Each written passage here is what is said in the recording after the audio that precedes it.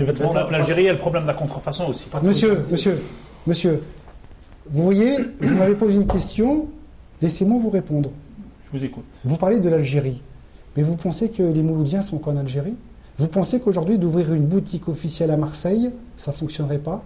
Vous pensez qu'aujourd'hui d'ouvrir une boutique officielle à Paris, ça ne marcherait pas? Moi, monsieur, ce que je peux vous garantir, c'est que certaines personnes qui sont aisées en Algérie, et il y en a, seraient prêts à faire un aller-retour pour acheter dans une boutique officielle Mouloudia et aller à Alger et de dire « moi j'ai l'officiel ».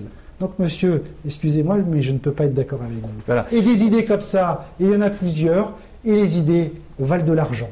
Voilà, la deuxième question, c'est pour monsieur Dreyfus. Je voudrais juste une précision dans la lancée aussi. D'accord, c'est pas grave. Moussa a posé une question à M. Yada en disant l'exemple du PSG avec les Qataris, avec les choses là. Bien. Sans vouloir aller dans la même comparaison il est évident, en fait, certain, que les 2 premières saisons vont être des saisons très difficiles. Je parle par expérience. Donc, les différents plans de travail que M. Longa va mettre en place vont tenir compte de cette situation difficile. Je pense qu'à partir de la 3e saison, là, le fruit des investissements réalisés les 2 premières saisons commencera à porter ses fruits.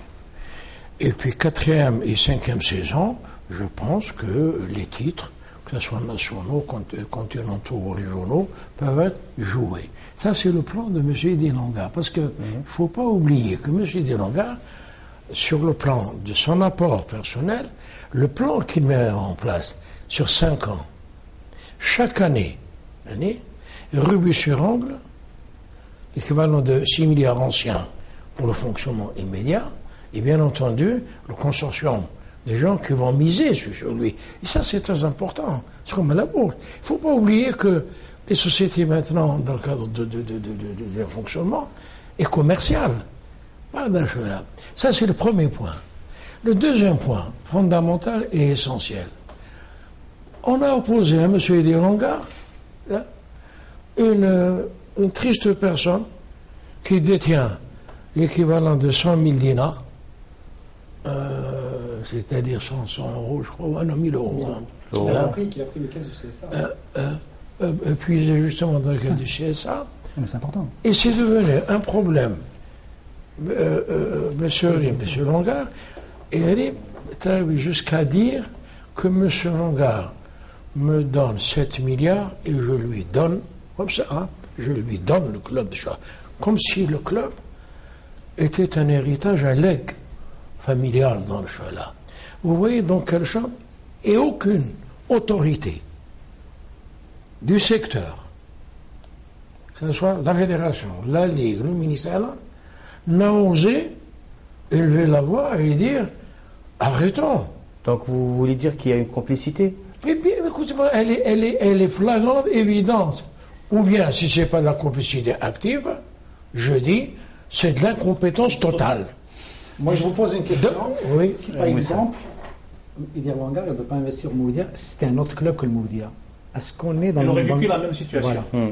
Je ne pense pas. Je ne pense pas, en ce sens que un autre club, avec tout le respect que vous avez, tout dépend. Parce que là, si par exemple, il va à la GSK, il trouvera d'autres problèmes. S'il va au MCO, c'est un autre. Au CS Constantine. Non, c'est pas ça. C'est des clubs phares et sensibles. Des clubs phares et sensibles. Parmi ces clubs phares et sensibles, il y a le Mouloudia. Le Mouloudia est très, très sensible de par son assise populaire.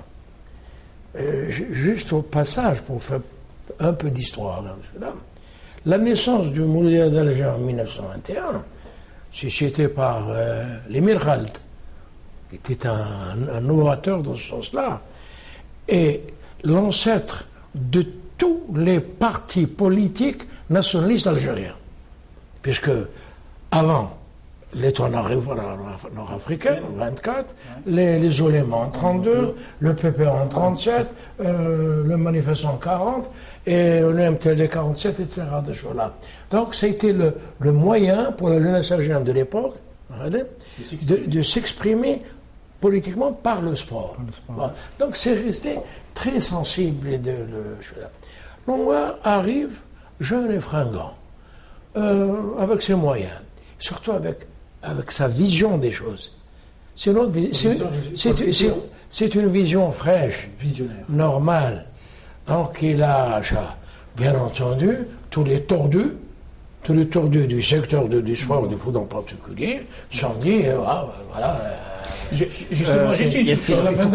Il faut qu'on avance. C'est une question peut-être sur le Mouloudia d'Alger que je voulais Sur le poser. Mouloudia d'Alger, c'est important. Qui a fait le lien entre M. Drif et M. Longar? Alors, si vous permettez, tout à l'heure on parlait de ne pas perdre le fil, alors on ne va pas perdre le fil. Pourquoi M. Drif s'est retiré? C'est une question que vous Tout à m'avez posée. fait, c'est une question qui n'a pas répondu. Ouais, et on n'a pas répondu, et je voulais répondre, et c'est important. M. Drif s'est retiré corps et âme pour le bien du Mouloudia. On a reproché, et je le dis, des mauvaises langues, ont reproché que le processus était ralenti dû à M. Drif. M. Drif, aujourd'hui, a souffert, il souffre, je vous le dis, de la situation du Mouloudia.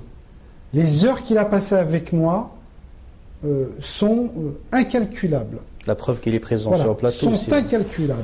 Et donc, M. Drif m'a appelé et m'a dit, et dire, pas M. Longar, et dire, j'ai appris que, à cause de moi, le processus serait ralenti. Je veux le bien du Mouloudia, que le bien du Mouloudia. Alors, pour le bien du Mouloudia, je me retire. Mais il s'est retiré par peine. Il a divorcé avec une grande douleur. C'est pour ça qu'il est là aujourd'hui. Mais vous n'avez pas encore répondu à la question. C'est qui a fait le lien entre M. Idir Longar et M. Abdelkader Drif? Ensuite, je vous réponds. Le lien aujourd'hui s'est fait par l'envie, par la passion. Moi, ce qu'il était important de savoir, c'était l'historique. Qui a fait quoi? Qui a apporté du bien? Qui a apporté du mal? Donc c'est vous qui avez pris contact avec M. Drif? Bien évidemment. Le mal, j'ai eu beaucoup de noms. Le bien, Peu de noms. peu de noms. Et de son vivant, un seul. Il s'appelle Abdelkader Drif. Vous le connaissez? Oui. Bon. C'est joli, Je c'est connais. poétique. Monsieur Drif, juste une question, parce qu'on avance un petit peu, juste une question. Est-ce que vous confirmez sur ce plateau que Moussa Saïeb a failli atterrir au Mouloudia d'Alger? Monsieur Moussa. On sort un petit peu du Mouloudia d'Alger. Là, pour sortir un petit peu. Moussa, Ah ouais. Je connais bien. Vous pouvez nous confirmer ça? Moussa est natif de Ténet El Had, qui bled sur le haut plateau, où mon père a exercé comme cadi. Donc, je fais partie de cette petite communauté. Et ensuite, il a fait ses premières classes de footballeur, la GSM Tiaret, où il a été à un moment donné, la GSMT, c'était plus pour Moussa, il fallait qu'il connaisse d'autres sensations. Bien entendu, deux clubs étaient à l'affût. Là, à l'époque, Mouloudia, c'était Sonatrach, et moi j'étais à l'affût. Là, il le savait. Donc, j'ai pu obtenir difficilement de la part des dirigeants de la GSM Tiaret, donc son départ, son fracas, parce qu'ils ne voulaient pas. Mais également, il y avait la GSK qui était mon ami Mehdi Khalf, qui était là, qui était là. Et puis voilà, donc j'étais le premier sur l'affaire. Moussa a tiré chez moi à la maison. Donc j'ai su comment le faire entourer par sa petite famille. C'est pour la petite histoire, hein, je savais qu'il aimait un thé assez spécial. C'est les détails. Là, donc on a fait, moi, l'après-midi, écoute, Moussa, timidement, je le dis en face de lui. Moussa, tu es capable de dire 0 dinar uniquement par respect à la. Quand il m'a dit ce que Mehdi Khalaf mettait entre ses mains, bien entendu, je savais qu'au Mouloudia d'Alger, ne pouvait pas le faire. Alors j'ai dit à Moussa, la route Alger-Tizi sans regarder derrière toi. Pour une anecdote, là, tu la confirmes. Hein? Ça date de 89. 89 déjà, c'est là. Ouais, ça fait plaisir. De toute façon, parce qu'il faut qu'on avance, on a un petit volet après sur Tout la... ce que je regrette, je le D'accord. dis avec amèrement, parce que de ce que je sais, là, c'est Moussa a été cédé à la Gioxer pour une bouchée de pain. Voilà. Ouais, voilà. Bon. Malheureusement. Malheureusement, ouais. Comment ça, malheureusement?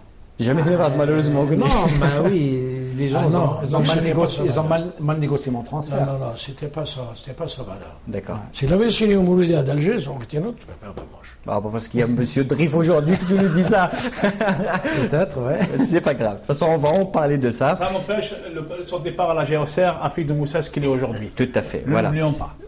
Voilà. Iwaki Kanan avance aussi. Juste une question pour Monsieur Edir Langar, parce qu'il faut que je la pose aussi. Il y a un certain joueur qui s'appelle Hachoud, aussi qui a déclaré dans les colonnes du journaux algériens. Apparemment, il a dit qu'il ne vous connaît pas.